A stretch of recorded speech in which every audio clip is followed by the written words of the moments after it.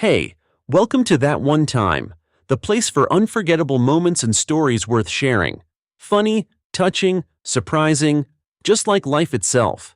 Grab a seat, get comfortable, and let's dive in.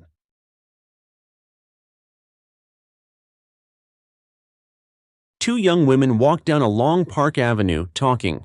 They were discussing the latest events in their lives. Now that Helen was married and had a child, she and Olivia saw each other very rarely. Buddy, a border collie, ran alongside his owner, step for step, looking around. He was calm and restrained, generally, as always. Olivia let the dog off the leash. He looked back, waiting for verbal permission, and hurried away. The dog played with other dogs in the fenced area. They had been here before, and Buddy knew everyone here. They quickly started a game, and now joyful barking filled the air around the enclosure. "I feel sorry for you, Olivia," Helen said, and the phrase was so unexpected that Olivia stared at her friend. But she continued calmly, "Look at your life. You have nothing. You're already 26, and you don't have a family. You don't have children. You don't even have a boyfriend. Just work and a dog, nothing else," Helen added. "You're losing precious time. No one will marry you at 30. You'll just sit around with your dog, your computer, and your chocolates." "I was like you too, until I understood what real female happiness is," Helen asked, her tone implying misunderstanding. "It's our main purpose. How can you refuse it?" Olivia was still silent. She smirked, anticipating where this conversation was heading. "But think about it yourself. You're a woman. You have to give birth," Helen continued. "I didn't want to either. I kept saying it was too early for me. But I gave birth, and now I can't stop admiring my little son." She looked lovingly at the stroller she was pushing in front of her. "At least give birth for yourself," she added. "Without a child, it's not a life at all." "Helen, I love you, but you've gone off the rails, honestly." Olivia said what she actually thought. "I'm not just a woman. I'm a human being first and foremost. I don't want to live the way I should or the way someone else said," Olivia continued. "I love my dog, I love my job, my small studio apartment. I love my life, and I like living this way. I am happy, and I get joy from life. Do I need to give birth because you gave birth, or because someone said all women must give birth? It sounds terribly silly." Olivia continued, speaking calmly so as not to offend her friend. "You're not the first one who gave birth and now pushes everyone. You have some kind of herd instinct, honestly.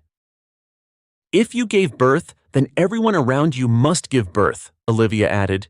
"But everyone is different. All women have the right to live the way they want. And I want to live without children." "Well, you're a fool," Helen cut in rudely. "You'll regret it later," Helen continued. "A woman's happiness is in children and family, not in dogs, apartments, and chocolates." Olivia looked at her friend again in bewilderment. "And what if your mother hadn't given birth to you?" "I wouldn't exist, and it wouldn't matter," Helen replied.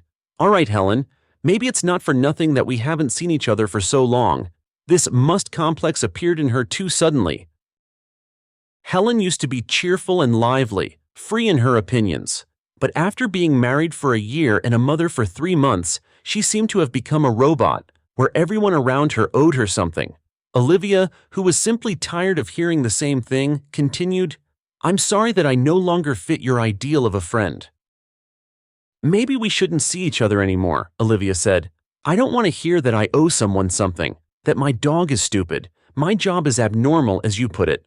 I think you'd better socialize with other mothers whose lives are definitely going exactly as they should." Olivia turned towards the enclosure. "Buddy, come!" The dog instantly stopped playing and ran to his owner. She attached the leash and walked away into the distance. Helen, stunned by such a statement, remained standing by herself. Olivia walked with the dog down the avenue, and he followed step for step behind his owner. He looked at her with such love, as if there was nothing happier for this dog than simply being near his owner. Olivia turned left down a side street and walked along the sidewalk, circling the large park. She was tired of listening to her friend's reproaches. She was tired. They came out onto a half-empty street. Olivia took the dog's leash off. Buddy ran freely beside her. Olivia thought that Helen wasn't entirely honest with herself. She had seen her tears a million times, listened to her complaints, and such a life certainly didn't seem happy to her. Helen's husband had literally forced her to give birth, claiming he would divorce her if he didn't become a father. She agreed with tears, and when she gave birth, her husband mentioned the child every time something went wrong. Now he didn't let her work. She could only leave the house with the stroller. Helen's entire life had turned into a confinement, and Olivia certainly didn't want such a life. She looked back and saw that the dog wasn't there. She flinched and called Buddy, but he was nowhere to be seen. Olivia started to rush back, but then turned her head and saw a man lying on the ground. Everyone just walked past, no one helped him. Only Buddy was nudging him with his nose, barking and whining, trying to help the man. Olivia rushed to the dog, fell to her knees, and felt for the man's pulse. She called an ambulance. Buddy circled around the man. Good boy, Olivia said, stroking the dog behind the ear. When the ambulance arrived, the man was taken away, and Olivia and the dog remained standing there. She turned to the dog and said, "You did well, but you shouldn't have run off. You should have called, and I would have followed you. Understood?" The dog looked at her as if he understood. But from then on, she never let him off the leash. They walked home down the long and again half-empty side street where they had turned off the busy avenue where the man had been lying. Olivia hardly thought about him. The ambulance staff had taken her phone number just in case, but it was unlikely they would call her. After all, she didn't even know this man. Olivia approached the high-rise building and entered her apartment. After having his paws washed, Buddy lay down on his bed and almost immediately fell asleep.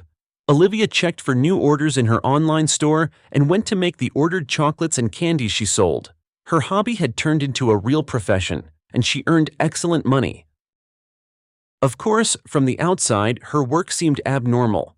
Even when people found out that Olivia earned 3 times more than them, they still turned up their noses and said it wasn't really work at all. Turning on a TV series in the kitchen, the young woman got to work. She went into the living room for molds, and she didn't like the look of Buddy. The dog looked lethargic. His eyes were watery. Olivia examined him but found no other symptoms of illness. She went back to the kitchen. One evening, when she was finished and went into the living room again, she was already rushing headlong to the phone to call a taxi. Buddy was unwell. Tear-stained, Olivia sat in the back seat of a yellow taxi. Buddy lay on the seat, resting his head on her lap.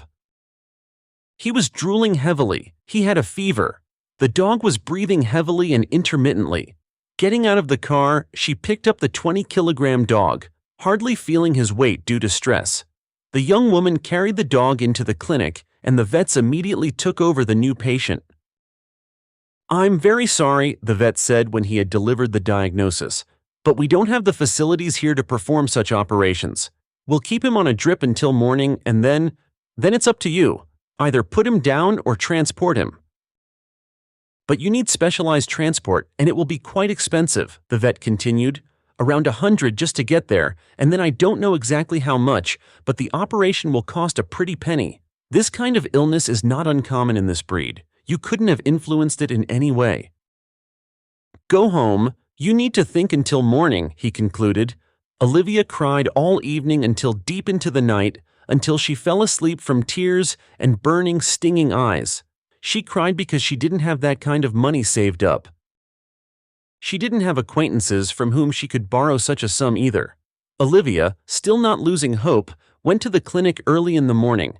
She cried in the taxi too, holding a bag with her savings. She would move heaven and earth, but she would find the money for the operation. She just needed to transfer him. Just then, the taxi pulled up to the doors of the expensive 24-hour clinic. Olivia got out and went straight to the reception, but the vet met her with wide eyes. "Your dog has already been taken," the vet said. He looked surprised. "And the funds have been transferred to the account, and your dog should already be there," he added. "He was picked up about 2 hours ago. I don't quite understand. Who made the payment then?" he asked himself. "I did," said a man, standing up from a bench in the corridor. Olivia looked at him and instantly recognized the man whom Olivia's dog had essentially saved. People had just walked past. Everyone thought someone else would surely help him, but in the end, only Buddy rushed to save the man. The man led the tear-stained young woman with red eyes out onto the street to talk. "Don't worry, he's already there. They're preparing him for surgery," he said. "The vets give almost 100% guarantee that everything will be fine because you reacted very early." "Your dog? Well, when I felt ill in the middle of the street from a heart attack, I might not have survived," the man continued. "No one helped me. Only your dog called you. I even remember him nudging me in the face with his cold nose, and everyone else around didn't care." "There's more humanity in a dog than in people," he added. "They gave me your number, my guys found you. They immediately told me that your dog was in trouble. I hurried to help." "Time is measured in minutes here," the man said. "A life for a life, as they say," he added, smiling. "I will never forget this. Thank you." "But I gathered my last money. I kept thinking, and then you," Olivia said. She couldn't speak because she started crying again. "How can I thank you? It's not a small amount." "I make amazing homemade chocolate. Would you like me to make it for you for the rest of my days to pay you back?" she asked. "What nonsense," the man smiled. "It's not such a large amount for me." "Let's do this. When your dog recovers and gets better, you'll go on a date with me, since you want to thank me," he suggested. Olivia couldn't help but smile back at him. Everything was wonderful now, but if Olivia had been late in seeking help, Buddy would not have survived. Even this her new acquaintance helped her find out, and when he gave her proof that her friend Helen had also been involved, she was stunned.